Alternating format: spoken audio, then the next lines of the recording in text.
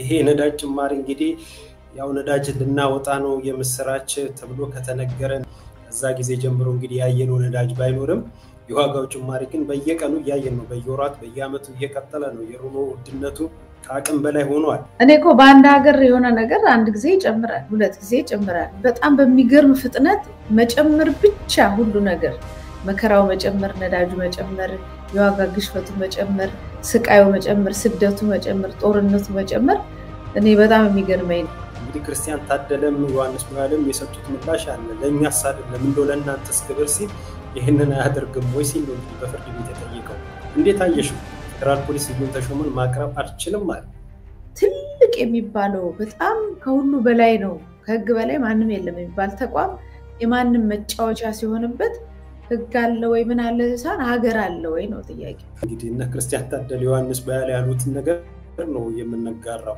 ከኛ ይልቅስ እናንተ አሳዘናችሁን ያሉት ለዳኞቹ እንግዲህ አሁንስ ዳኞችና መንግስትስ በዚህ ጉዳይ ላይ ምን ምላሽ እንደሚሰጥ እንግዲህ ወደፊት የምናየው ነው የሚሆነው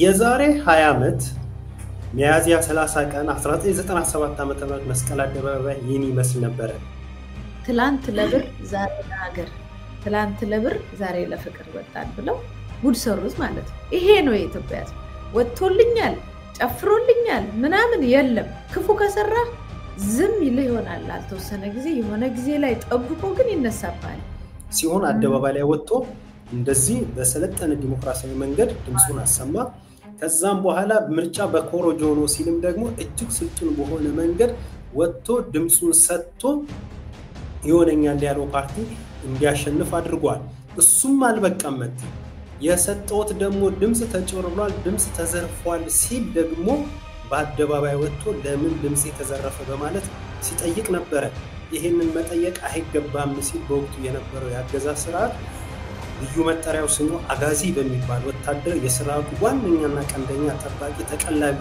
ወታደሮችን አነጣጥሮ ተኳሾችን ታንክ በግሬን የጎማ ታንክ ያለው ሁሉ አደባባይ ከተማው ላይ በማውጣት በሚያሳዝን ሁኔታ ሰኔ ላይና ጥቅምት ላይ የአዲስ አበባ ወጣት እንዲረሸን አዲስ አበባ ወጣት እንዲሰዋ የአዲስ አበባ እናት ማቅ እንድትለብስ ተደርጓል ትላንትና ያኔ ነበር እሺ ዛሬ ላይ ሲያዲስ አበባ ወጣት እንቢተኝነቱ ምን አለው የመስበር ስራ በስነ ልቦና የመስበር ባደረጃጀት የመስበር በእውቀት የመስበር እውቀት እንዳይኖረው በሀገሩ ጉዳይ ላይ የኔ ጉዳይ ነው ብሎ እንዳያስብ የሀገር ጉዳይ የጋራ ጉዳይ ነው የማላፊነት ብሎ እንዳያስብ በዛም በዚህ ብሎ ብቻ በሌብነት በመናምን ተቀላጥፎ ብቻ እንጀራ እንዲበላ የሚያርግ ትውልድን በመቅረጽና ጤነኛ የሆኑትን ከላይ መምታት የተማሩ ጥያቄ የሚጠይቁትን መምታት ማክሸፍ በእስር በማሰደድ በመሳሰሉት ነገር ማክሸፍ የተማርነው ለባርነት አይደለም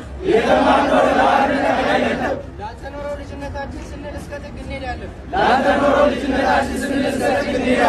ከተማውን በመብራት በመታገጥ አገር ዛፍ ዘንባባ ዛፍ ሳይቀር ከውጪ ኢምፖርት የምታረግ አገር በጣም ብዙ ጥይት በለው ድሮን ብለው የምታመርት ሀገር ላይ የሰው ህይወት የሚያድኑ ሐኪሞች ስራቸውን ትተው ውጪ ላይ ብሶታቸውን ተርበናል ብለው ሲወጡ ስታይ በጣም የሚያሳዝን ነው እንደ ሀገር የትኛው አዘቅት ውስጥ እንደገባን የሚያሳይ ነው የነሱ ስራ ማቆም በሰው ላይ የሚያደርሰው ከባድ የሆነ ተጽዕኖ አለ ዝም ብሎ ስራ ማቆም አይደለም ህክምና ነው በመኖርና በመሞት መካከል ያለ አንድ ታካሚን የማዳንና ያለማዳን ከእግዚአብሔር ከፈጣሪ ቀጥሎ እጅ ያለው በእነሱ ላይ ወይ ባርነት ወይ ጀግንነት የሚጠይቅ ጊዜ ላይ ነው ያለው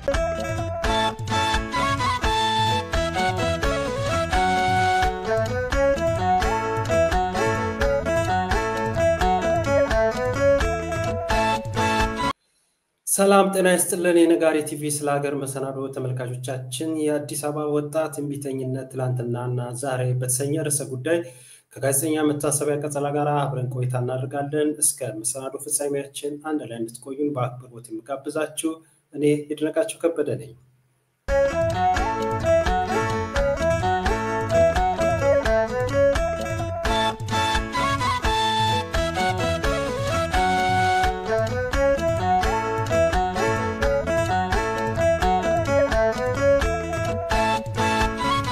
ጋዜጠኛ መታሰቢያ ቀጸላ እንኳን ደህና መጣሽ። እንኳን ደህና ቆየኝ።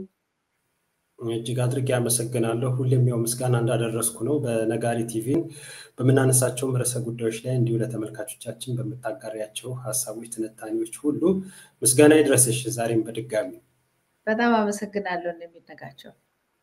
ጥሩ የአዲስ አበባ ወጣት እምቢተኝነትና ትናንትናና ዛሬ በተሰኘ ርዕሰ ጉዳይ ሰፋ አድርገን ከተመልካቾቻችን ጋር ቆይታ እናደርጋለን። በዚህ ርዕሰ ጉዳይ ላይ ከመመለሳችን በፊት ግን አጠር ያሉ መረጃዎች አሉ ለተመልካቾቻችን የምናጋራቸው።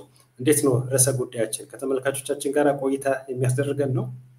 በጣም የአዲስ አበባ ወጣቶች እምቢተኝነት ትላንትና ዛሬ በጣም የሚያስፈልግ ነገር ነው። ትላንት የነበረውን ነገር እኔም አንተም እዛችሁ መሬት ላይ ተማሪዎች ሆነን ያሳለፍነው ነገር አሁን እዚህ ላይ ቆመን ስናየው እንደ ትላንት ነው የሆነ የሚመስለውና ወደ ኋላ ሄደናል፣ ወደፊት ተራምደናል። የቱ ጋር ነው ያለነው የሚለውን ዛሬ በደንብ የምንገመግምበት ይሆናል። በጣም ጥሩ ልክ ነሽ። ይህንንም ስንል ደግሞ አስረጂ ነገሮችን እናነሳለን። ይህን በምንነጋገርበት ሰዓት ላይ የዛሬ 20 ዓመት የተከናወነ ክንውን አለ። ሚያዝያ እንግዲህ 30 1997 ዓመተ ምህረትን ማንም የሚዘነጋው አይደለም። እሱ መነሻ አድርገን ነው የተለያዩ ቪዲዮዎችን ወደ ኋላ የሚመልሱ ብዙ አስረጂ ነገሮች ይኖራሉ፣ የምናነሳቸው ሐሳቦች ይኖራሉ። ስለዚህ ተመልካቾቻችን አብረውን ከቆዩ የሚጠቅማቸው የሚሆናቸው ነገር እንደሚያገኙ ተስፋ አድርጋለሁ። እስኪ አጠር ያሉ መረጃዎች ጋር ወደ ማጋራቱ ልሂድ። በቅድሚያ አዲስ የነዳጅ ምርቶች የችርቻሮ መሸጫ ዋጋ ጭማሪ መሆኑ እንግዲህ ተገልጿል። ከሚያዝያ 30 ቀን 2017 ዓ.ም ከምሽቱ 12 ሰዓት ጀምሮ በስራ ላይ የሚቆይ የነዳጅ ምርቶች የችርቻሮ መሸጫ ዋጋ ጭማሪ መደረጉን የንግድና ቀጠናዊ ትስስር ሚኒስቴር አስታውቋል። ዝርዝሩ እንግዲህ በሰፊው በመንግስት የመገናኛ ብዙሃን እንዲህ በተለያዩ የመገናኛ ዘዴዎች እየተገለጹ ይገኛል። እንደው አጠር አድርጌ ስገልጸው 1 ሊትር ቤንዚን 122 ብር ከ53 ሳንቲም፣ 1 ሊትር ኬሮሲን 116 ብር ከ49 ሳንቲም፣ 1 ሊትር ነጭ ናፍጣ 1 ብር ከ16 ብር ከ49 ሳንቲም እንዲያለ ይቀጥላል። ያው በምስሉ ላይ እንደሚሄዱ እንደምናየው ይሄ ነዳጅ ጭማሪ እንግዲህ ያው ነዳጅ ልናወጣ ነው የምስራች ተብሎ ከተነገረ ከዛ ጊዜ ጀምሮ እንግዲህ ያየነው ነዳጅ ባይኖርም የዋጋው ጭማሪ ግን በየቀኑ ያየን ነው። በየወራት በየአመቱ እየቀጠለ ነው። የኑሮ ውድነቱ ከአቅም በላይ ሆኗል። ምንም ማስታገሻም የሆነ መቆሚያም ነገር አጥቶለታል። እንዴት አየሽው? በየቀኑ በየጊዜያቱ እየጨመረ ያለው የነዳጅ ጭማሪ። እኔ እኮ በአንድ ሀገር የሆነ ነገር አንድ ጊዜ ይጨምራል፣ ሁለት ጊዜ ይጨምራል። በጣም በሚገርም ፍጥነት መጨመር ብቻ ሁሉ ነገር፣ መከራው መጨመር፣ ነዳጁ መጨመር፣ የዋጋ ግሽበቱ መጨመር፣ ስቃዩ መጨመር፣ ስደቱ መጨመር፣ ጦርነቱ መጨመር እኔ በጣም የሚገርመኝ ነው። በተለይ ነዳጅ ደግሞ የሁሉ ነገር ማንቀሳቀሻ ነው። ኢትዮጵያ ውስጥ ነዳጅ ሲጨምር ሁሉም ቁሳቁሶች ላይ ማህበረሰቡ የሚጠቀምበት ግብአቶች ይጨመራል እና ነዳጅ አወጣን ልልበሉ እየተባለ በነበረበት ሀገር ላይ እንደው ባለበት እንኳን ለማስቀረት ወይ የተወሰነ ጨምሮ እዛው ላይ እንኳን የማቆም አቅም የለውም። በየቀኑ ሰማይ እየደረሰ ነው እና የሆነ ጊዜ ላይ በተለይ እነሱ ትራንስፖርት ጀምረናል ያሉት እንግዲህ እሱ በክንፍ በምናምን ከተሞከረ እኔ ተው የሚላቸው ነገር አለመኖሩ በጣም ነው የሚገርመኝ። እነሱ ምን ያርጉ ምናምን ሊሉ ይችላሉ እኮ አመጣው እነሱ ምን ያርጉ ነዳጅ ጨምሯል፣ በአለም ላይ ጨምሯል ምናምን ይባላል። ወደ ኬንያ ወደ ሌላ ቦታዎች ስንሄድ ግን ነገሮች እንዴት ሆነው ለውጥ እንደሚያመጡ የምታየው ነገር ነው። በቃ መከልካይ የላቸው በህዝቡ ላይ ያለውን ነገር የመጨመርና ከአቅሙ በላይ እንዲኖር አቅሙ የመኖር አቅሙ ሁሉ ተሟጦ እንዲወድቅም የሚያደርጉበትን ሲስተም እያየው ነው። በዛው ልክ ደግሞ አሸሼ ገዳሚ የሞላበት ሀገር ነው። መንግስት ሽርሽር ላይ ነው ያለው። የነሱ የቪኤት መኪናና ምናምን የሚጠጣውን የነዳጅ መጠን በጣም ከፍተኛ እንደሆነ ይታወቃል። እሱን እንኳን መቀነስ አይፈልጉም። ስለዚህ ምን ታረጋዋለህ? ከሰው ህሊና በጣም በላይ የሆነ ችግር ነው ኢትዮጵያ ውስጥ ያለው። እነሱም ሰው መሆናቸውን እጠራጠራለሁ። የሰውኛ ነገር ምናምን የላቸውም። ቁሳቁሰኛ ጭካኔ ምናምን ያላቸውና አንዱ አንዱ መገለጫቸው። ልክ ነሽ። እንግዲህ አሁን ወደ ኋላም ከምናነሳው ጋራ በተለይ ከአዲስ አበባ ከወጣቱ ህዝባዊ እምቢተኝነት ትናንትናና ዛሬ ጋራ እንዲሁም ከወጣቱ ብቻም ሳይሆን አጠቃላይ እንደ ኢትዮጵያም አገናኝተን ይሄንን ሐሳብ እናነሳዋለን። ያ እንዳለ ሆኖ ግን ጨመረ እንጂ ልክ አንቺ እንዳልሽው ቀነሰ የሚባል ነገር እየሰማን አይደለም። ያ እንዳለ ሆኖ ግን ምናልባት ምን ይሄ እኮ በአለም ላይ ጨመረ ነው የዓለም ገበያ ነው ብለው ልክ የመንግስት አሳምባዎች ሆኑ አሉ፣ የመንግስት ተከፋይ የሆኑ ካድሬዎች አሉ። ባልጋገኙት ፎርማት በመንግስት ሚዲያ ባሉት ፕላትፎርም ተጠቅሞ ይሄን ሐሳብ የሚረጩዋል ይሄንን ሲሉ ግን የነሱ መሪ ሆነው ሰውዬ ግን አስቀድሞ ሲመጣ ሰበር ዜና ከነገ ጀምሮ ኢትዮጵያ ነዳጅ ማምረት ትጀምራለች ብሎ በይፋ የነገረን ነገር ግን እንዴት ገባት የት ደረሰ ብለው ለመጠየቅ ግን አንዳችም ሞራል የላቸው ብዙ ሰውዬው እንግዲህ በአደባባይ የተናገረው ነገር ከዚህ በፊት የተለያዩ ቪዲዮዎች አምጥተን እያሳየን ነው አሁንም ሰዓታችንን ላለመሻማት እንዲሁም ደግሞ ተመልካቾቻችንን በማክበር ጭምር ነው ይሄን ነገር ማናቀርበው እንጂ ማንንም ስለሚያውቀው ነው እንግዲህ ነዳጅ ከነገ ጀምሮ ማምረት ማውጣት ትጀምራለች ኢትዮጵያ እንኳን ደስ አላችሁ ብሎ የነገረን ሰውዬ አለው 7 አመት ሆነ ነዳጁንም አላየነውም ይባስ ብሎ የነዳጅ ጭማሪው በእጥፍ እየሄደ ዛሬ ከፍተኛ ደረጃ ላይ ደርሷል ይሄንን ነዳጁን ደግሞ መሰረት አድርጎ አልፎ ተርፎ በንግድ በሸቀጦች ላይ የሚጨምር ዋጋ አለ የሰራተኛው የኑሮ ውድነት በአገር ላይ እንዳጠቃላይ ያለው የኢኮኖሚ ውድነቱ ኢኮኖሚው ደግሞ ይዞ የመጣው ምስቅልቅል ነገሮች እንደተጠበቁ እንዳሉ ናቸው እነዚህ ሁሉ ነገሮች መፍትሄ ባልተሰጠበት ነው እንግዲህ አሁንም ነዳጅ ተጨምሯል የሚል ዜና እየሰማን ያለ ነው እንግዲህ ወደ በኋላ አካባቢ ያው ከአዲስ አበባ ወጣት ጋር ማያይዘን የምናነሳው ሐሳብ ስላለ እንደ መረጃ እዚሁ ላይ ይብቃንና ወደ ሌላኛው መረጃ እንሂድ እንግዲህ አሁን ደግሞ ሌላ የወጣው ከዚህ በፊት ቀደም ብለን ሰርተንበታል ስለ ስዩም ተሾመ ነው እንዴት ያለ ነገር ነው ሳራ የህግ ያለ ስንልብ በእኛ በኩል መሰናዶ አቅርበን ነበረ ዛሬ ደግሞ ማን ነው ፍርድ ቤት በኋላ ችሎት አንድ የወጣ መረጃ አለ እሱ ምንድነው የፌደራል ፖሊስ ለፍርድ ቤት በጻፈው ደብዳቤ አክቲቪስት ስዩም ተሾመን ይዤ ለማቅረብ አልችልም ኮሚሽኑ ግለሰቡን ለማቅረብ ብዙ ጥረት ያደረገ ሳይሳካለትም እንደቀረም አስታውቋል አክቲቪስቱ በቁጥጥር ስር ሆኖ ሳለ ስማችንን በማጥፋት ብሎም በፍርድ ቤት ላይ አሉታዊ ተጽዕኖ እየፈጠረ ነው በሚል አቶ ዮሐንስ ባያለውና አቶ ክርስቲያን ታደለ ከፍተኛው ፍርድ ቤት ማመልከታቸው ይታወቃል ፍርድ ቤቱ ስዩም ተሾመ የፌደራል ፖሊስ ይዞ እንዲያቀርበው ለአራተኛ ጊዜ ትዕዛዝ የጻፈ ቢሆንም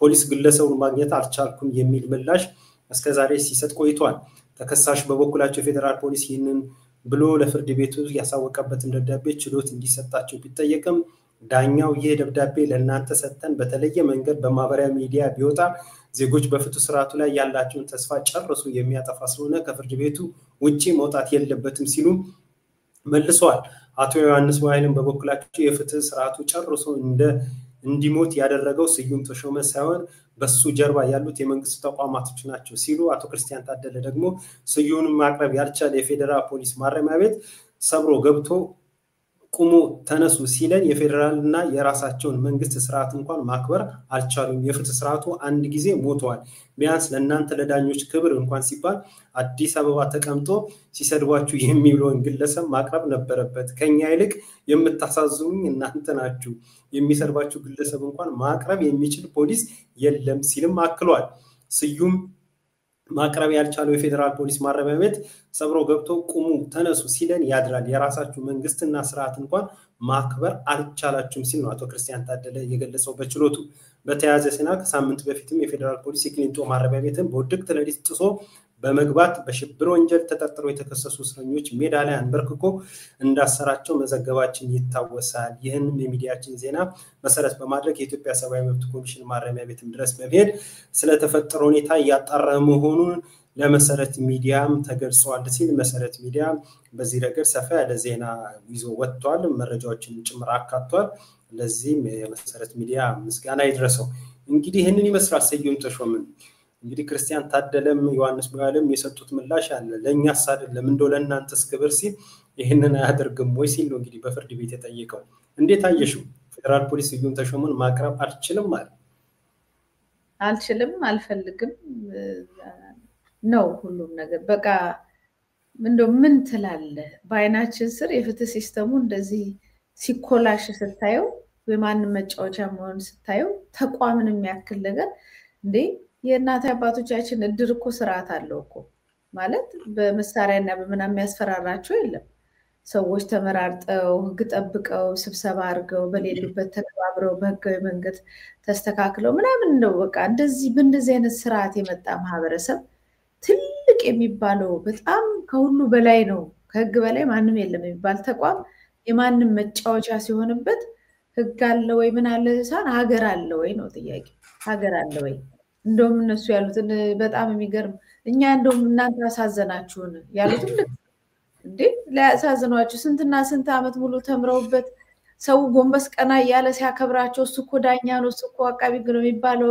ያንን ሙያ እንደዚህ አድርገው በአደባባይ ሲያዋርዱት ማየት እኮ ምንም በጣም አሳዛኝ ነገር እኮ ነውና በቃ ለእናንተ ክብር ራሱ እኛ ተጨነቅን ያዘን እኛስ አንዴ ገብተናል ምናምን ያሉት ነገር በጣም አሳማኝ ነው ሆኖም ግን እንደ ሀገር ከላይ እስከታች የበሰበሰ ስራ ሲኖር ሁሉ ነገር እንደዚህ ነው የሚጨማለቀው በቃ ተቋማት የሚባሉት ነገሮች ይዋረዳሉ ሙያ ይዋረዳል ጠንኝ ትምርት ይዋረድና መሐይሞች ብቻ የሚያጨማልቁት የሚያቦኩት ነገር ሲሆን እዚህ ላይ ነው የሚደርሰውና በጣም አደገኛ ነው ከዛ ፍትህ ከሌለ እንዴት ነው የምትሆነው ማንንም በየሜዳው ያገተ ያረደ የጻለ እንደ ልቡ አቃቢ ሕግ ቢሮ ውስጥ አስሮ እየቀጠቀጠ ጀርባህን እየሰበረው መጫወቻ ነው ማለት ነው የምትሆነው በጣም አደገኛ ሁኔታ ላይ ነው ያለው የሀገሪቱ ሁኔታ እሱ ነው በግልጽ ፍትህ የለውም አንድ ሀገር ከተባለ በቃ በጣም አደጋ ላይ ነው ማለት ነው እጅግ በጣም አደጋ ላይ ነው ማህበረሰባችንና ያው ችግሩ ከላይ እስከታች አንድ ላይ ካለው ከስርዓት መበስበስ ጋር የመጣ ነው ብዬ ነው ማየው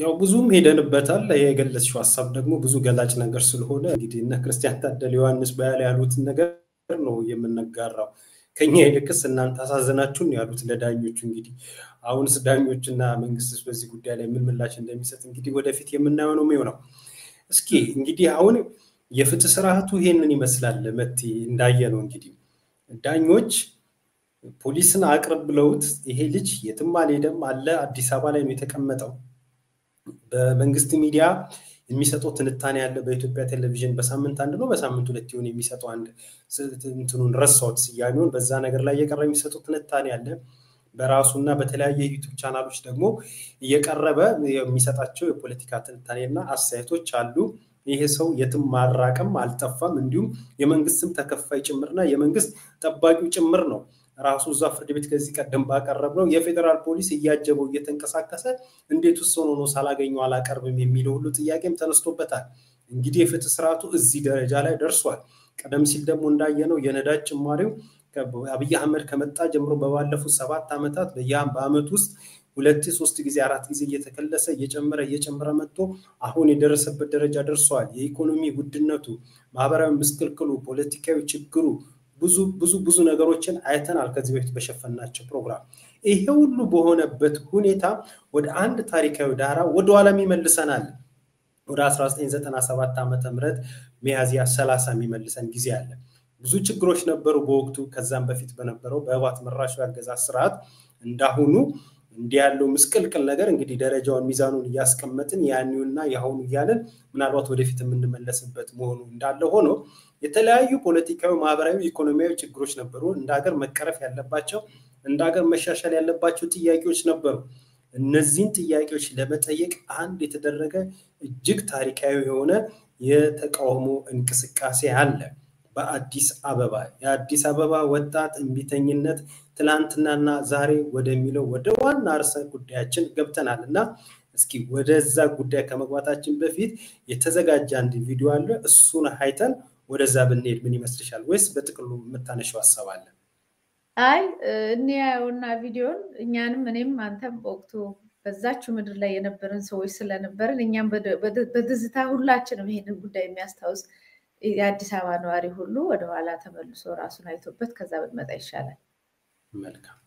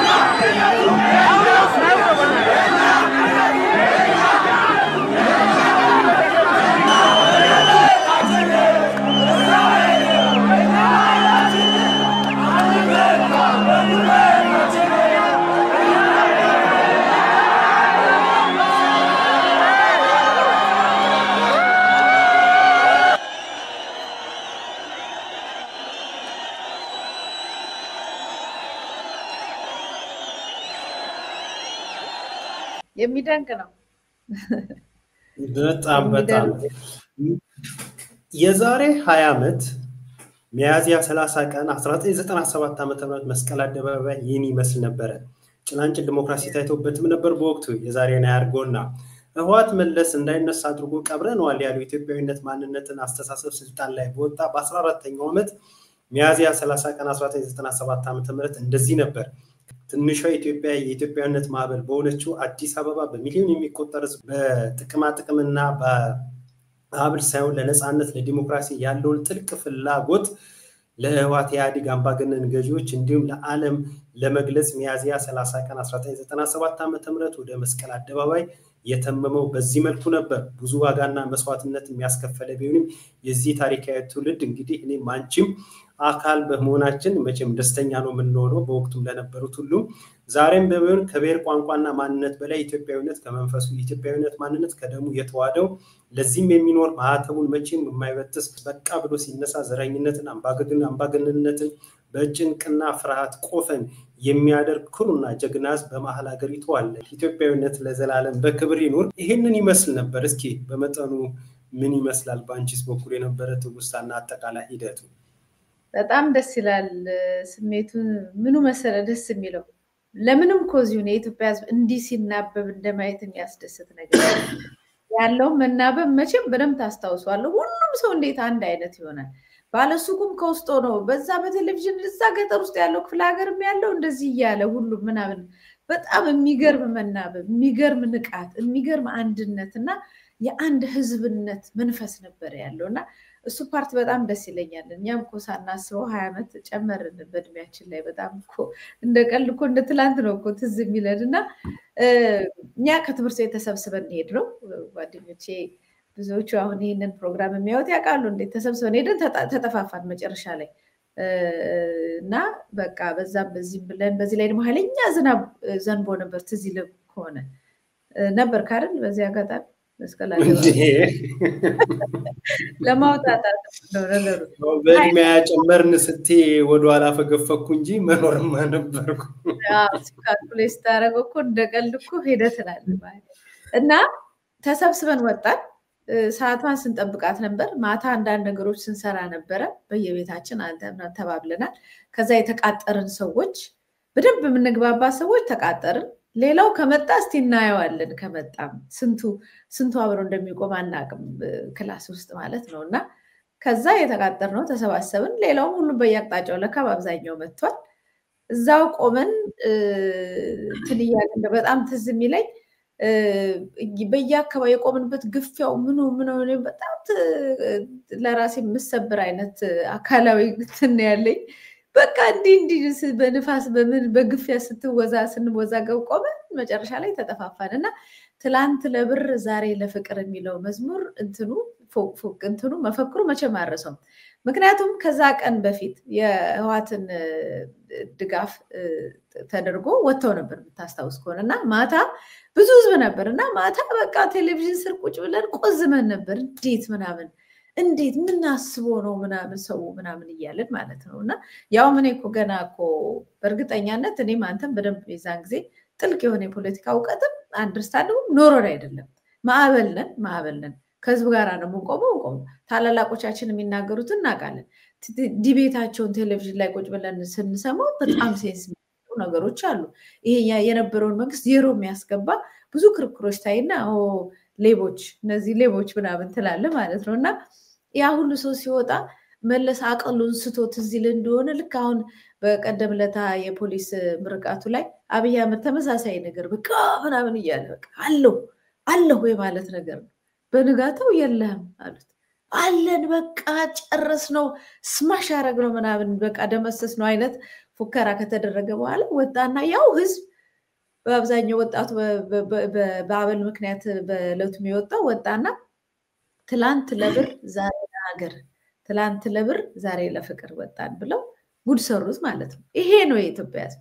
ወጥቶልኛል ጨፍሮልኛል ምናምን የለም። ክፉ ከሰራ ዝም ይልህ ይሆናል አልተወሰነ ጊዜ የሆነ ጊዜ ላይ ጠብቆ ግን ይነሳባልና እንደማይሰማ እንደማያስብ ዝም ብሎ ለባርነት ትከሻውን አደላለው የሚኖር ማህበረሰብ ይመስለዋልና እንደዛ አይደለም የኛ ማህበረሰብ ይታገሳል ሾርት ሜሞሪ ነው የሚባለው ይቀርባለቱ ታጋሽነቱ ነው እንጂ አይረሳልህ ምንም ነገርና እሱ ነገርም በጣም ደስ ይለኛል ቁማር ነው የተጫወተበት የአዲስ አበባ ህዋትን በቃ በቁማር በደንብ አድርጎ በልቶታል ማለት ነውና ከዛ በንጋታው ወጣ በጣም ትዝ የሚል እንደሆነ ታችኛ መስቀል አደባባይ ማየትም አንችልም ብዙ ህዝብ ስላለ በየቦታው ተቀምጠን ካፍነን ምናምን ያለ ነውና ከላይ ግን በዚህ በጊዮን ሆቴል አካባቢ ያሉት ትላልቅ ህንጻዎች ላይ በጣም ብዙ እንደዚህ ያነጣጠሩ ነበሩ በደንብ የምታስታውስ ከሆነ በቃ ጨረሱን ምናምን ስንቱን ግን ገለው ይጨርሱታል ነበር አሁን ጥያቄው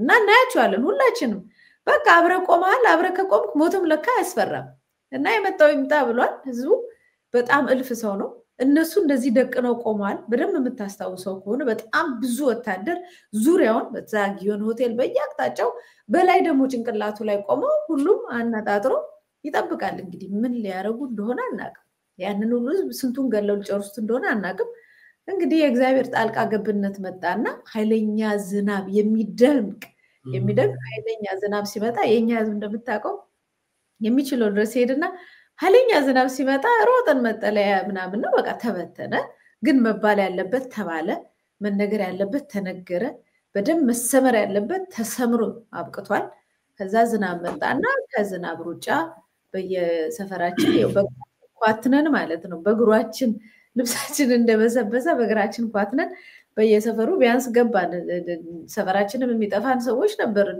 ብዙ ምንደናገርም ነበርን በወቅቱና በዛ ሁኔታ አለፈ አሁን ያንን ሰዓት ከዚህ ሰዓት ላይ ይሄው ከዚህ አሁን ካለንበት ጊዜ ላይ የአዲስ አበባ ልጅ አልተፈናቀለም አልተባረረም ቤቱን አልተቀማም የአዲስ አበባ ልጅ ጠላትን አልተባለም ታፍሶ ያው ይታፈሳል ይደበደባል እሱ ግድያ ሞቱ ምናምኑ አሁን በተለይ ከዚህ በኋላ በጣም ብዙ ዋጋ ከፍሏል ነገር ግን ያለው ነገር ስርዓቱ መጥፎ ቢሆንም ዋናውን የዘረኝነትን የተከለ በጣም እርኩስ የሆነ ስርዓት ቢሆንም በፊት ለፊት ግን ህዝቡን የመግጠም ሂደቱ ከዚህኛው ጋር ሲነጻጸር ይሻል ነበር ይፈራ ነበር ህዝቡን ይሄኛው እኮ በቃ ሰው አይደለም ብሎ ላይ ካልተረማመድኩብን ነው ያው አይተዋል እንግዲህ ይሄው ፍርድ ቤቱንም ምኑንም አይተዋል እና እንደዛ ብሎ ከዛ በኋላ በዚህ አጋጣሚ የተወሰኑ ልጆች ከክላስ መቅረት ጀመሩ የት ሄዱ ስንል በቃ ጠፉ ከስንት ጊዜ በኋላ ለካ ብዙ ልጆች ከዛም በኋላ በነበሩ ሂደቶች ታፍሰው ከእስር ቤት ወጥተው ተመልሰው ጤነኛ የሆኑ ጥቂቶች ናቸው አንዳንዶቹ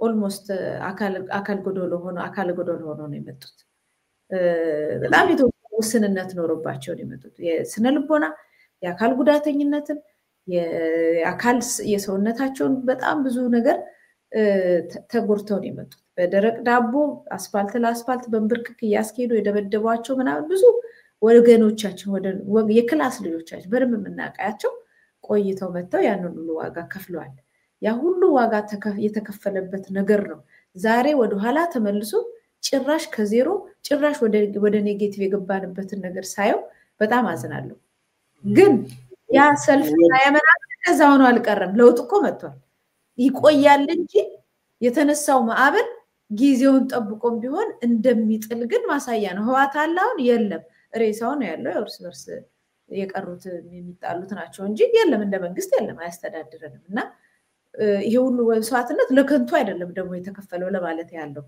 አረዘምኩበት ጊዜውንም ለመተናገር ኖ አላረዘምሽም ትክክል ነው ከቪዲዮ ጋርም ባሳለፍነው ሁኔታ ላይ የሚፈጥረውን ትውስታና አጠቃላይ ነገሩ ባንቺና በአካባቢው የነበረውን ነገር ነው ትውስታሽን ሼር እያደረግሽን ያለሽው ይሄን የሚከታተሉ ተመልካቾቻችን ወደ የራሳቸው ቦታ ወደ የራሳቸው አካባቢ በዛኑ ምን ሲያደርጉ እንዴት እንደሆነ ሁሉ ወደ ትውስታቸው ወደሚመልሳቸው ነገር ነው ይወሰድሽው ባይሆን ያ ነገር እንዲነበር አሁንስ ምን ላይ ነን የሚለው ወደ በኋላ እንመጣለን አንቺ እንደዚህ ካልሽ እንደው በማህበራዊ ድረገጽ እኔም አንድ ያጋራሁት ሐሳብ ነበር እንደኛ አካባቢስ ምን ይመስላል አሁን ይሄንን ስናነሳ ምንድነው የአዲስ አበባ ወጣት ቀደምት የነበረው ቢተኝነቱ ምን ይመስላል የሚለውን ፍሬ ሐሳብ ፍሬ ነገሩን ለማስያዝ ነው ከዛ በኋላ ትላንትና የነበረውን ከዳሰስን በኋላ ዛሬ ላይስ ምን ይመስላል የሚለውን ወደ ኋላ በስፋት እንመለስበታለን ትላንትና የዛሬ 20 አመት እኛ ሰፈርስ ምን ይመስላል እኛ አካባቢስ ምን ይመስላል ቅድም አንቺ በትምህርት ቤት በሰፈር በአካባቢ የገለጽሽው ነገር አለ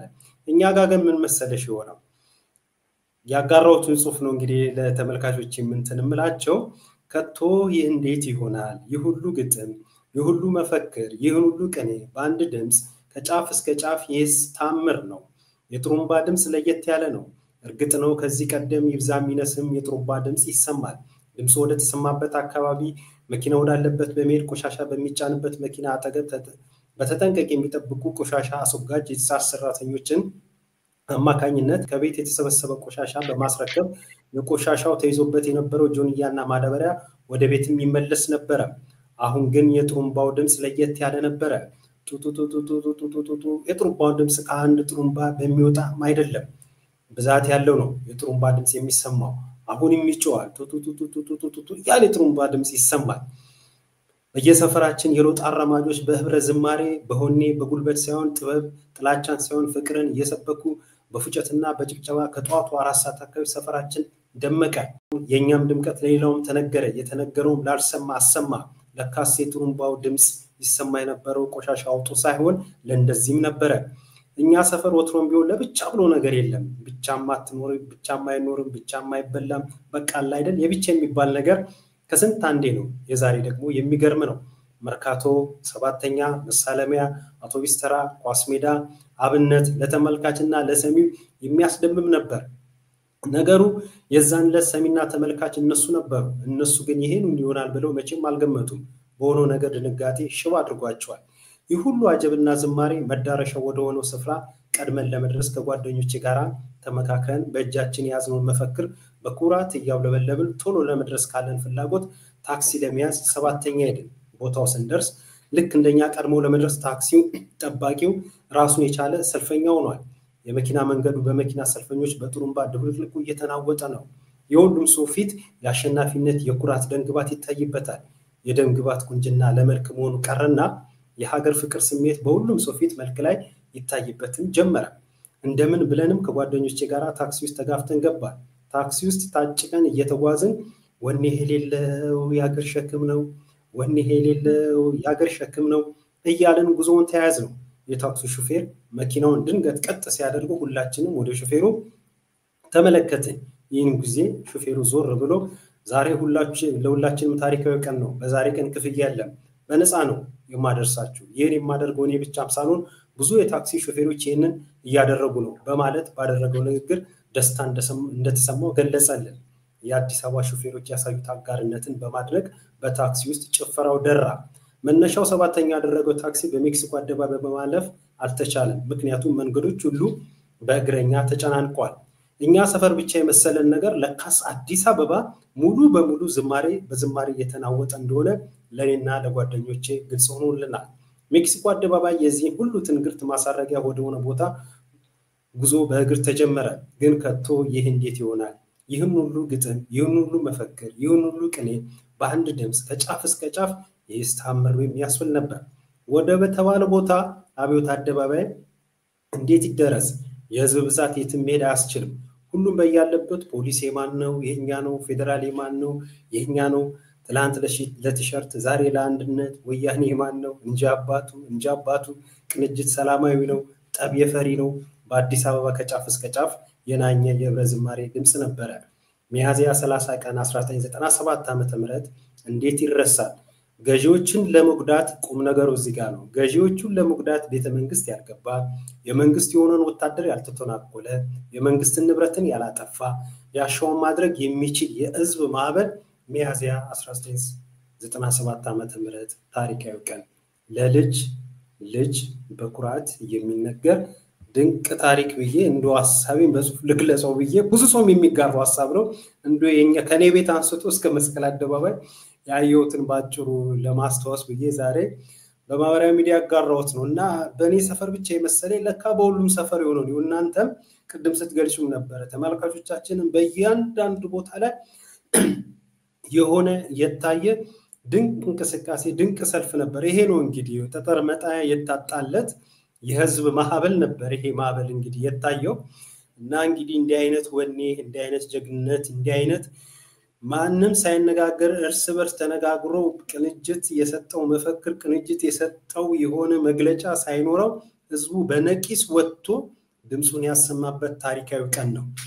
እንግዲህ ትላንትና እንደዚህ ነበረ የወጣቱ እንቅስቃሴ የወጣቱ ተሳትፎ እንግዲህ በዛ ሂደት ውስጥ እንግዲህ ይብዛም ይነስም የራሳችንን ማሻራ ማስቀምጠናል እንግዲህ በዚህ በቁጥር መጣያ በሌለው በዚህ ህዝብ መሃል ውስጥ እኔም አንቺም ነበርን እንግዲህ ይሄንን ፕሮግራም የሚከታተሉ ተመልካቾቻችንም እዚህ ውስጥ የታደሙ አለ የዚህ አካል ነን እድለኞች መቼም ማይኖር ሰው ሳለ ብለ ለመጠየቅም እኮ ይከብዳል አገሩ እንዳለ እኮ ወጥቷል እኮ አደባባይ እንዳም እድለኞች ነን በዚህ ሂደት ውስጥ ነበር እንግዲህ ትላንትና 97 ላይ ይሄንን አየነው መጥቴ እንግዲህ ወደ ዋናው ጉዳይ እየገባን ነው በዚህ በህዝባዊ እምቢተኝነት ህዝብ እንዲህ በነቂስ ወጣ ይሄ ከሆነ በኋላ ግን ቅድም እንደ አንቺ ስትገልጪው እንደነበረው በሰላም ወጥተን በሰላም ድምጽ አሰምተን አንድ ሳር እንኳን ሳይጎዳ መሬት ላይ ያለ ሳር ሳይረገጥ በሚገርም በሚደንቅ ሁኔታ ህዝብ ወደ ቤቱ ተመለሰ ወደ መጨረሻ አካባቢ በርግጥ አይለኛም ዝናብም ነበር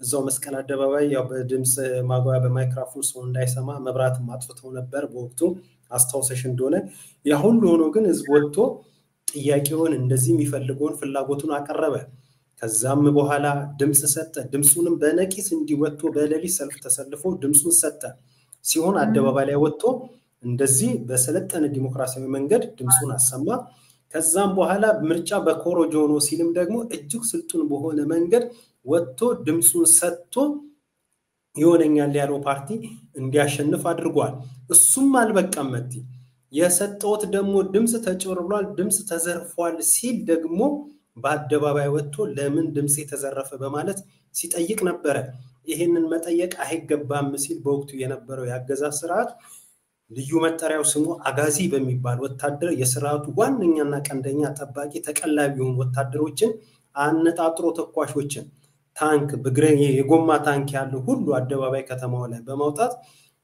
በሚያሳዝን ሁኔታ ሰኔ ላይና ጥቅምት ላይ የአዲስ አበባ ወጣት እንድረሸን አዲስ አበባ ወጣት እንዲሰዋ የአዲስ አበባ እናት ማቅ እንድትለብስ ተደርጓል አሳዛኝም ክስተትም ተፈጽሟል እንግዲህ በአደባባይ ወጥቶ ሰልፍ አሰምቷል ያኔ ወጣት የአዲስ አበባ ወጣት ሰልፍ ብቻ አላሰማም በነቂስ ወጥቶ ድምጽ ምርጫ አካሂዷል ድምጽ ምርጫውን ብቻ ማላካሄደም የተነጠቀውን ድምጽ ደግሞ ይመለስልኝ በዲሞክራሲያዊ መንገድ ጠይቋል ይሄንን በመጠየቁ ደግሞ በአልሞ ተኳሾች ግንባራቸው እየተባሉ በነሐሴና በጥቅምት ወራት የአዲስ አበባ ወጣቶች መስዋዕትነትን ከፍለዋል ትላንትና የነበረው ይሄንን ይመስላል መታኪበታለሁ ወደ ዛሬው ልንመጣ አዎ በጣም እኮ ማህበረሰባችን ምን ያህል ስልጡን እንደሆነ ነው የሚያሳየው ስልጡን ማህበረሰብ ነው በስነ ስርዓት ቴክኖሎጂው ዘመኑ በሚጠይቀው መንገድ ወጥቶ ቅድም እንዳልከው ከድንጋይ አልወረወረ ጥይት አልተኮሰ ምንም ያፈረሰው ነገር የለም በሰላም ወጥቶ በተሰጠው ተፈጥሯዊ ነገር በቅኔ በዝማሬ የሚፈልገውን ተናግሮ ሄደ መጀመሪያ ማስጠንቀቂያ ሰጥቷል ደጋግሞ አልሰማም ስለተባለ እንግዲያው ምርጫ ተጀምሯል ስለዚህ ለምርጫ የኛ ማህበረሰብ ለምርጫ ለዛ ዘመናዊ ለሆነ ዲሞክራሲያዊ ለሆነ እንቅስቃሴ ሬዲ ነበር በወቅቱ በጣም የዘመነ ማህበረሰብ ነበር ያልዘመኑትና መሀይሞቹ አስተዳዳሪዎች ነበሩ በዘመናዊ መልክ ሰላማዊ በሆነ መልክ ወጥቶ የጠየቀውን ማህበረሰብ ታንክ መሃል ከተማ ላይ ታንክ እየነዱ ነው የገቡበት ታንክ እየነዱ ገብተው ነው የረሸኑትና አሁን የአዲስ አበባ ልጅ እንደው ምን ነው ዝም አለ እንደው ወኔ የለው ምናም ያሉ ሰው የሚናገረው በጣም ብዙ ዋጋ ከፍሎ ነው ከትላንት ከጣሊያን ጀምሮ በሺዎች በሚቆጠር ማህበረሰብ እየተረሸነ እዚህ የተደረሰ በደርግም ቢሆን ወጣቶች ከቤታቸው ወጥተው ሲረሸኑ በወያኔ ደግሞ እንደዚህ በአደባባይ በታንክስ ከተማውን እያረሱ የጨፈጨፉት ማህበረሰብ ነው ኦፍ ኮርስ ትግሉ እስከመጨረሻው መሄድና ያ ነገር እንዲቆም እስከማረግ ነው ዋናው ትግል ማለት እንጂ ሄደ ተመተ እንደገና ስትመለስ ያ የተመተው የጠፉት የሞቱት ዋጋ የከፈሉትን ማክሰር ይሆናል መጨረሻው ማማር አለበት አለዛ በዜሮ ሲባዛ ከንቱ ያረጋዋል ያን ሁሉ መስዋዕትነት ከንቱ ያረጋዋል እስከመጨረሻው ከሄድክ ግን ተከፍሎ የተከፈለው ነገር የመጨረሻውን የምንፈልጋትን የእኩልነትና ዲሞክራሲያዊ ሀገር ስትገነባ የዛን ጊዜ ቪክቶሪ ይሆናል ማለት ነው ድል ይሆናል እና አንዳንዴ ወይ ተሞክሮ እኮ በቃ ተመልሰን ዜሮ ገባን ምን ዋጋ አለው ምናም ተብሎ ሰው ሲመለስ በዚህ ጊዜ የነበሩ ያለቁ ሰዎችን ሁሉ የተከፈለው መስዋዕትነት ሁሉ ከንቱ እንደማረግ ነው የሚቆጠረው ለዚህ ነው እምቢ ማለት ያቃተን ብዙዎቻችን አይደል እምቢ እንዴት ትተነው እንዴት እንኖራለን የሆኑ ሰዎች እኮ ተቀብረውበታል ተረሽነውበታል እኮ ተቃጥለውበታል ተዘቅዝቀው ተገርፈውበታል ስለዚህ ኮዙ ዋናው ግቡ አላማው ይሄ ቁም ነገር የሚተው ነገር ስላልሆነ ነው እኔ ግን ከምንም በላይ በጣም ማዝነው ደግሞ የአንድነታችን የት ሄደ ነው አሁን አንድነት የሚባለው ነው የአንድ ሀገር ቁልፍ የሚሆነው ህዝብ ነው አይደል አንድ ህዝብ ነው ሁሉን ነገር ሊቀይር የሚችለው በጋራ አንተ ስትቀጠቅጥ አያገባኝም የሚል ካለ አንተ ስትዘረፍ እኔ ጋር አልደረሰ የሚል ካለ ህዝብ አይደለንም ማለት ነው ህዝብ ስንሆን ግን ተመልከት እንዴት አይነት ነገር እንደምናመጣ ዞሮ ዞሮ ማህበረሰባችን የሰለጠነ አስተዳዳሪዎቻችን ደግሞ ማህበረሰቦች ስለሆኑ ከጫካ ስለመጡ እየገደሉ እየተጋደሉ ስለመጡ ያንን በመግደል መፍትሄ የሚፈልጉ ናቸው ከዛ በኋላ ህዝቡ ምርጫ ተብሏል ተብሎ ሄዶ መረጠ ሰልፍ ተቀበለ ለመጀመሪያ ጊዜ በቃ ብቸኛው የመረጥኩበት ጊዜ ለኔም ያው ነው ምናልባት ያንተም ሊሆን ይችላል አይደል ብቸኛው ጊዜ የመረጥኩበት በቃ እንደዚህ አይነት ስርዓት አለ ተብሎ ለመምረጥ ደርሰን ነበር ሄደን መረጠን ተሰልፈን ከለሊት ጀምሮ ሄደን መረጠን እና ከዛ በኋላ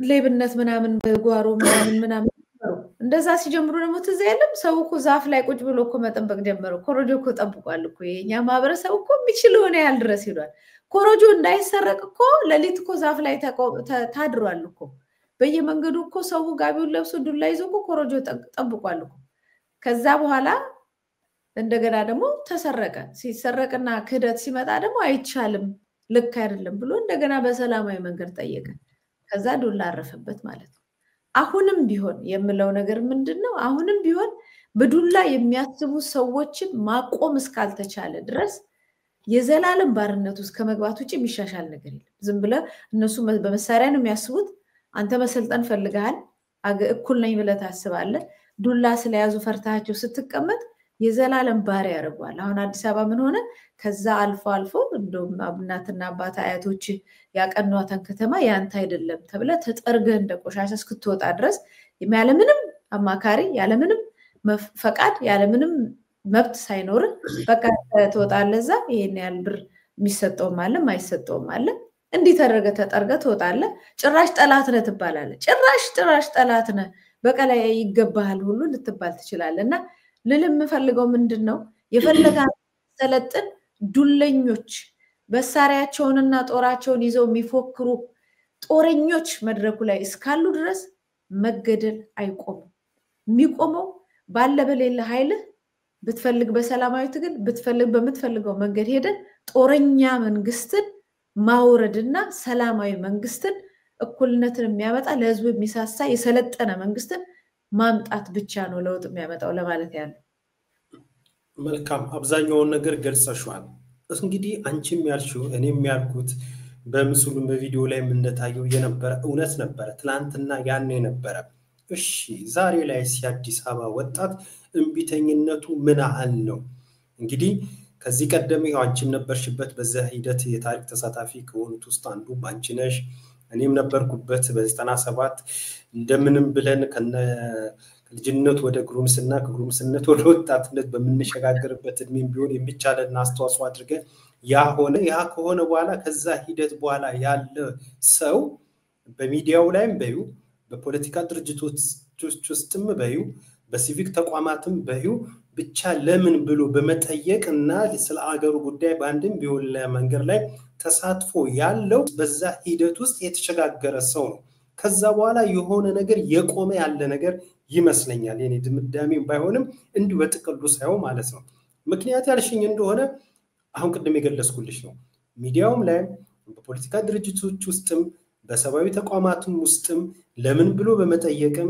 በአክቲቪዝም ስራም በየትኛውም በዩ አሁን ላይ ራሱ በሰፊ ሚናውን እየተጫወተ ያለው አካል ያን የነበረና ከዛ ቀጥሎ የመጣ አካል ነው ከዛ መለስ ግን አሁን ላይ ግን ይሄ ነው ብለን ባሪያነት በየትኛውም አካባቢ ላይ በየትኛውም የስራ መስክድም በዘርዝርኳቸው ማለት ነው ልንጠራው ልናነሳው የምንጠቅሰው ሊኖር ይችላል ግን እንደዚህ በብዛት መልኩ የሚታይ አይደለም የሚታዩ የተቋሙ እንቅስቃሴዎች የሚታዩ እንቢተኝነት ለምን ብሎ የመጠየቅ አንድ ነገሮች እያየን አይደለንም የሆነ ድብታ አለ ይሄን ነገር አስመልክቶ በርግጥ ከዚህ በፊትም ተነጋግረን ነበር መቲ ምንድነው እንዲህ አይነት ድብታ እንደዚህ አይነት የሆነ በእንቅልፍ ውስጥ ያለ ጸጥ የመሰኘት ነገር ምንድነው? ችግሮች ብሰዋሉ ተባብሰዋሉ።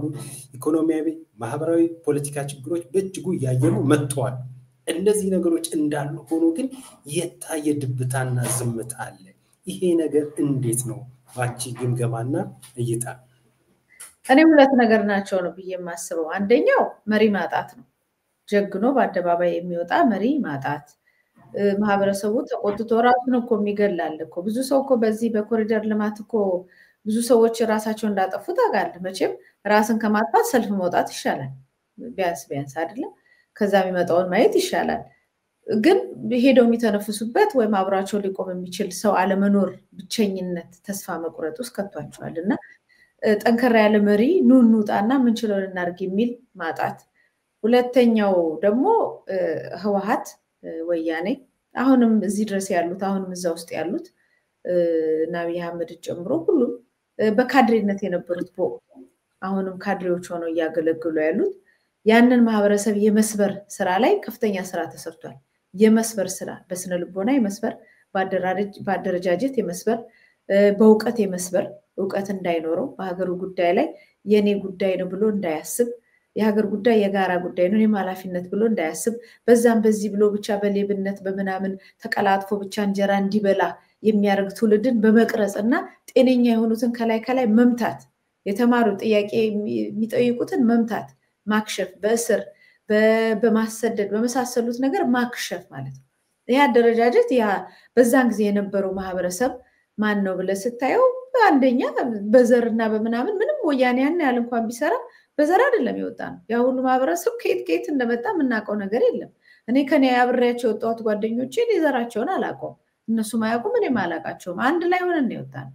አሁን ከዛም በኋላ እኮ ተሰራበት፣ ሲሰራ ተቆየና አሁንም እንኳን እንደሱም ሆኖ ሙሉ በሙሉ እንኳን እንትን ባይልም አሁን ደግሞ በመጣ በዚህኛው ስርዓት ደግሞ ፈር የለቀቀ ዘረኝነት በደንብ ከላይ ጀምሮ በጥራት ጥርት ባለ ዘረኛ ነኝ እኔ ዘረኛ ነኝ፣ ብትፈልግ ዘር ውስጥ ግባ አለዛ አላቅህም የሚል ነገር ከላይ ጀምሮ እስከታች በኢትዮጵያዊነት ተቀብቶ መጥቶ በኋላ ግን ጥርት ያለ ዘረኝነት፣ ከዘረኝነትም በላይ የበቀልና የቁርሾ ጸብ ያዘለ ያመረቀዘ የቆሰለ ምናምን አስተሳሰብ ይዘው መጥተው በተኑበት ማለት ነው። እና ያ ከፋፈለው በታተነው። ድሮ እኮ ለአንድነት እንዴት እንደዚህ ይሆናል፣ በሀገራችን ላይ እንዴት እንዲሆናል ስትል አዎ በሀገራችን ላይ ብሎ ነው የሚወጣው።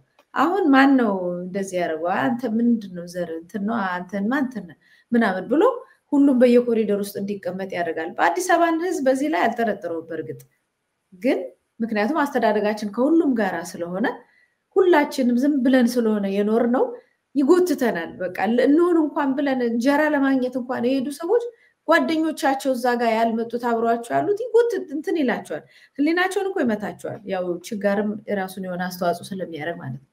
ከዛ ውጪ ወያኔ በሰራው በተለያየ ስራ ህዝቡን በስነ ልቦና፣ በአደረጃጀት፣ በእውቀት በምናምን እንዳይጸና መምታት ሲሆን ሌላኛው መሪ ማጣት ነው። አሁንም ቢሆን ማህበረሰባችን ማህይም አይደለም፣ የሆነበትን ነገር በደንብ ያውቀዋል። ነገር ግን ይህንን እንደገና አስተባብሮ ዝም ብሎ 3-4 ሆኖ ከሚመታ ብዙ ሆኖ አንድ ላይ የሚወጣበትና የሚተነፍስበት ሲስተም ቢኖር አሁን የኛው መንግስት አሁን የሚባለው የ4 ኪሎ የሰፈሩ የአንድ አካባቢ የአንድ ሰፈር የጎጦ መንግስት ይሄ ጀግና ሆኖ እንደ ወያኔ ማለት ነው ጀግና ሆኖ እስቲ ውጡ እና ሰልፍ እኔ ነው ሁሉ ከኔ ጋራ ነው የቆመው ብሎ በቀደም እንደፎከረው እስቲ ውጡና በሰላማዊ መንገድ የህዝብ የኔ ነው ብሎ ስለሚያምን እስቲ ማንም የሚወጣ የለም እስቲ የአንድ ተፎካካሪ ፓርቲ ይጥራችሁና ውጡና እናያችሁ ቢባል የዛን ጊዜ ያሳየው ነበር። የአዲስ አበባ የራሱ ወታደሮች ሳይቀሩ ጠባቂዎች ሁሉ ሳይቀሩ ሊወጡ ይችላል። ምክንያቱም እነመለስ እንደዚህ ነው ያደረጓቸው። ለኛ ዋና መረጃ የሚሰጡ ነው የነበሩት የነመለስ ጠባቂዎች ናቸው። ኢሳት ላይ ያለን እንደዚህ ነው የኢትዮጵያ ህዝብ በልቡ ያውቀዋል፣ አይምሮ ይሰራል። አንዳንዱ በሆዱ ሊወድቅ ይችላል ሲቸገር፣ አንዳንዱ ደግሞ በፍርሃት ሊወድቅ ይችላል። አይምሮ ግን የሚሰራና ክፉና ደግን የሚለይ። ስለዚህ ይሄንን የሚያስተካክል አደረጃጀት ያስፈልጋል። ፍርሃቱን የሚያቀርፍለት፣ ችግሩን የሚፈታለት ካገኘ ይመጣል። ይሄንንም ደግሞ ራሱን ፋይት አድርጎ ካልመጣ ደግሞ ያው የሚመጣው ነገር እንደምታውቀው ባርነት ነው። ወይ ባርነት ወይ ጀግንነት የሚጠይቅ ጊዜ ላይ ነው ያለነው። ያስቀመጥሻቸው ምክንያቶች የገለጽሻቸው ነገሮች እኔም ሞንኩ ይህን ፕሮግራም የሚጋሩ በተለይ ደግሞ ስለ ሀገራችን ስለ ኢትዮጵያ ያገባናል ሁሌም ብለው ጆሯቸው አይናቸውን እዚህ ሀገራቸው ላይ ለሚያደርጉ ሰዎች ግልጽ የሆነ ነገር ነው። ያ እንዳለ ሆኖ ግን ምንድነው ምን እስኪሆን ነው የሚጠበቀው? ምናልባት በህዋት ዘመን በነበረው ያኔን ማንቺም ሰልፍ ይወጣንበት ከዛም አልፈን ድርጅት ውስጥም ከዛም አልፈን ሚዲያ ውስጥም ከዛም አልፈን ብዙ የሆነባቸው ነገሮች አሉ። በሚዛን ደረጃ ስናስቀምጠውና ስንለካው ያኔ ከነበርነው አሁን ላይ ቢብስ እንጂ የሚያንስ ነገር አይደለም እንደ ሀገር እየሆነ ያለው። ታዲያ ምንድነው የተያዘው? ምንድነው የጎደለው ነገር ምንድነው? ከዚህ በፊት እንዲሁ ገብሱን በማንሳትን በለው ወይ ወፍ በረር ያነሳናቸው ሐሳቦች አሉ። ድርጅትን የማጣት ነው፣ አታጋይን የማጣት ነው፣ ተቋምን የማጣት ነው፣ እምነትን የማጣት ነው። ምንድነው ታዲያ ዛሬ ላይ እንቢተኝነቱ እንደቀዘቀዘበትና ያልታየበት? በርግጥ ይሄ ዛሬ ላይ እንቢተኝነቱ ምን ነው ቀዘቀዘ ምን ነው ጠፋ ከትላንት ዛሬ የደበዘዘ ሁኔታ ይታያል ብንልም ወደ ኋላ አካባቢ ሰዓት ካለን እንደ መረጃ ማንስተንም እናልፋለን። ሐኪሞች መምህራኖች እንደዚህ በሙያና በተቋማት ደረጃ የሚሰሙ ለራሳቸው ሲሉ የሚያቀርባቸው አንዳንድ ጥያቄዎች አሉ። በጥቅሉ ግን እንደ ህዝብ ግን የታየ እንቢተኝነት እንብዛም ነው የለም። ምንም እንብዛ ብቻ ምን ማሳያስ ጭምርም አለ ጠፋ። በተለይ አብይ አህመድ ከመጣ በኋላ ይህ ለምን ሆነ? አደረጃጀት ስለሌለ ነው እንጂ ጥያቄውም አለ። ጥያቄው አለ። ለምን ይመስላል እስር ቤቶቹ እንደዚህ የሞሉት? እስር ቤቶቹ ከመሙላት በላይ እኮ ትላልቅ አዳራሾችን መጋዘኖችን እኮ እየሞሏቸው ነው እኮ በሰው የሚጠይቅ እኮ ስላለ የሚፈሩት ስላለ እኮ ነው። እንቅስቃሴ ስላለ ነው፣ ዝም ብሎ አይደለም። ከፓርላማ ጀምሮ እኮ የህዝብ እንደራሴዎች ተወስደው እኮ እዛው ዋጋ የሚከፍሉት ያ ሁሉ ጋዜጠኛ የታሰረው ያ ሁሉ የአክቲቪስትና የሰብአዊ መብት ተሟጋች እኮ የተከራከረው እየጠየቀ የሚናገር የሚጠይቅ ስላለ የሚጠይቅ አለ። በተራጀ መልኩ አንድ ላይ መውጣት አልቻለም ነው። እሱ ደግሞ ይቅርታ መት እሱ ጋር ላቋርጠሽና የሆነው እኮ ቅድም መጀመሪያ አካባቢ ስገልጽልሽ እንደነበረው የአንድ ትውልድ የአንድ ወቅት ነው አሁንም የቀጠለው ዋጋ መክፈሉ ላይ ልክ ብለሻል። የተለያዩ ማጎራ እስር ቤቶች ያሉ የህሊናና የፖለቲካ እስረኞች አሉ። እነሱን ያየን እንደሆነ ያንቺና እኮ የኔ ጓደኞች እኮ ናቸው። እኔ ቋቋቸዋለሁ አብሬያቸው መሰራቸው አብሬያቸው እኮ ጓደኞች እኮ ናቸው። እነሱ እስር ቤት ሲሆኑ እኔ ተሰድጃለሁ። ስደት ላይ ያገር ወጥተናል። የተቀረው እስር ቤት ነው ያለው። እንደዚህ የነፃነት አራማጅ የእንቢተኝነትን ጥያቄ አቅራቢ የህዝብ ድምጽ የሆኑ ጋዜጠኞች፣ ሚዲያ፣ የፖለቲካ ድርጅቶች በአጠቃላይ ለምን ብሎ የሚጠይቁ ተቋማትም ግለሰብም ድርጅትም ምንም በዛ ውስጥ እንቅስቃሴ የሚያደርጉ በሙሉ አንድም እስር ቤት ነው ያለው። የተቀረው ደግሞ ተሰዷል። የተሰደደው እስር ቤትም ያለው ዛሬም እኮ ማውራው እኔ ነኝ እኮ ትላንትና የነበርኩት እኮ ነኝ። ከዚህ የተለየ ትውልድና አሁን ላይ ይሄን የሚጠይቅ አዲስ የሆነ ነገር አልታየም ነው ጥያቄው እንጂ ዋጋማ እየተከፈለ ነው። አሁን እናንቺ በመናወራበት ሰዓት ላይ እኮ ቅድም በነ ክርስቲያን ታደለና በነ ዮሐንስ ቢያው ላይ ባነሳነው ሐሳብ እኮ በባለፈው ሳምንት እስር ቤት ውስጥ እኮ ቀይ ቦኔት ያደረጉ ወታደሮች እኮ ገብተው እኮ በሌሊት አንበርክከው ሲፈትሹ እንግልት ሲያደርሱባቸው ነበር። እስር ቤቱን የሞሉት አሉ። የተለያዩ ማጎራ ቤቶች አሉ። አዋሽ 7 አዋሽ 40 ሌሎች በስም የማይጠቀሱ ይሄውና አንቺ ደጋግመን የምናነሳቸው አዲስ አበባ ልጆች እኮ አሉ እኮ እነ ማናቸው ስማቸውን ዘነጓቸው እነሱ አሁን ለምሳሌ ይሄው ታፍኖ ከተወሰዱ የት እንዳሉ ምን እንዳሉ በማናውቅበት ደረጃ ደርሰናል። እነሱም ብትይ ከተወሰኑት በስተቀር አብዛኞቹ ማንንም ቢሆን በሌላ መንገድ አብረን ምናቃቸው በዛ ከ97ቱ ቀጥሎ ባለው ይሄ በጠያቂ ትውልድ ውስጥ ያለፉ የነበሩ ናቸው። ሌሎችስ አዳዲስ ነገር ወይ አዳዲስ ፊት ወይ አዳዲስ ድርጅት ወይ አዳዲስ ምናምን ነገር አለማየታችን ምንድነው ነው ጥያቄ ምናልባት ግልጽ ካለ እኮ እኔም እኮ የመለስኩልህ እሱ ነው። አደረጃጀቶች እንዲመቱና እርስ በርስ ማህበረሰቡ እንዲፈራራት ተደርጓል። በአንድ ቀን አይደለም በሂደት ያደረገው።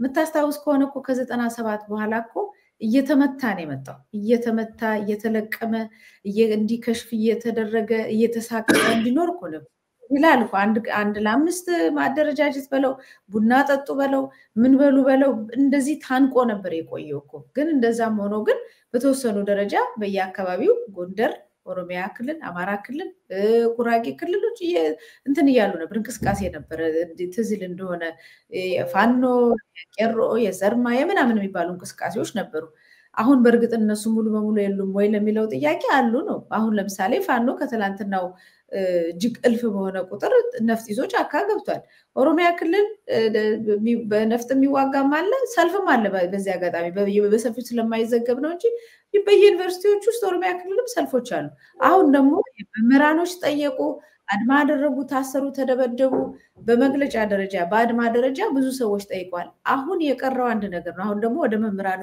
ወደ ሐኪሞቹ የጤና ባለሙያዎች ጋራ ምናልባትም ዜናውን ታካፍለናል አሁን ጥያቄዎች አሉ ትንሽ ነው ሁሉም በግሩፕ በዚህ በሚያምነው ቡድን በአንድነት ያለው አንድነታችን ስለተመታ ጎጥም ስለገባ አደረጃጀቱ ሁሉ ስለተሰባበረ ሁሉም በሚያምነው በትንሽ ግሩፕ ላይ ይወጣ ነው ኦርቶዶክስ እንደ ኦርቶዶክስ ተወጣለች ጥያቄ እንደ በሃይማኖት ሲመጣባት ትመጣለች ፕሮቴስታንቱ በብዛት ባለፈው አሁን ለምሳሌ ደብረዘይት አካባቢ ትልቅ ቦታ ተቀምጠው አንድ ላይ ነበር ሲወጣ የነበረው በየአቅጣጫው ትንሽ ይወጣል አሁን የቀረው አንድ ነገር ነው አንድ ላይ ሆኖ በአንድነት ጥላ ስር በአንድ ጃን ጥላ ስር ልክ 97 ላይ ባየነው እኔም ችግር አለብኝ አንተም ችግር አለ በሀገር እንደ ሀገር ነው መለወጥና መስተካከል ያለበት የሚለው ነገር የሚያሰባስብ ኃይል ያስፈልጋል እንጂ ሰራተኛው ማህበር እኮ የሰራተኛው ይሄ ሲቪል ሰርቫንት እኮ ለየብቻ እኮ በየጎጡ እኮ ሲወጣ ነው የከረመው እኮ ዋጋ ከፍሏል የተቀጠቀጠ እስር ቤት የገባው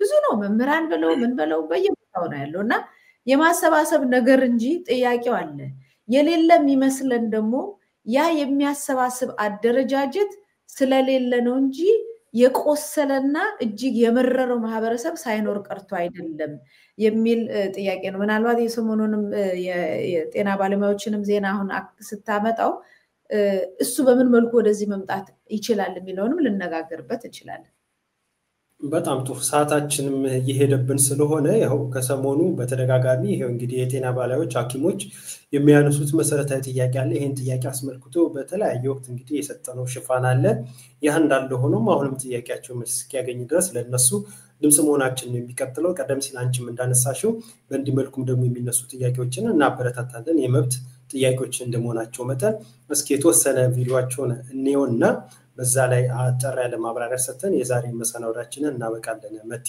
ቪዲዮውን እስኪ እንመልከተው አጭሩ መልካም የተማርነው ለባርነት አይደለም ላተኖረው ልጅነታችን ስንል እስከ ጥግ እንሄዳለን ህይወታችን ዋጋ አለው እርካታ ቤት ኪራይ አይከፍልም ዳቦ አይሆንም ለማከም ህይወት ለማዳን መኖር አለብን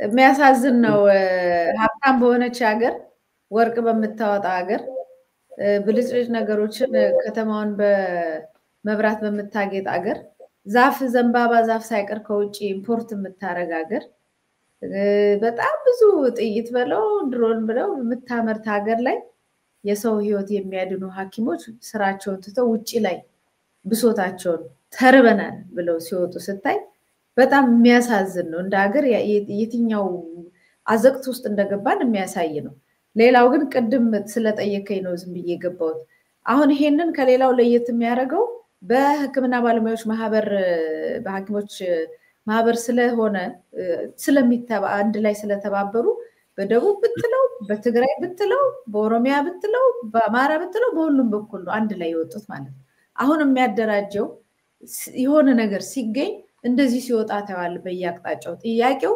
አብዛኛው ጥያቄ የማህበረሰቡ ጥያቄ ስለሆነ ሌላውም ላይ እንደዚህ አይነቱ ነገር ቢኖር የተሻለ ህዝቡ ራሱን የሚገልጽበት የሚተነፍስበት አደረጃጀት ቢኖር እንደዚህ ይወጣል ለማለት ስለፈለኩ ነው በዛው ስለተገጣጠመ ነው ሐሳቤን ለመግለጽ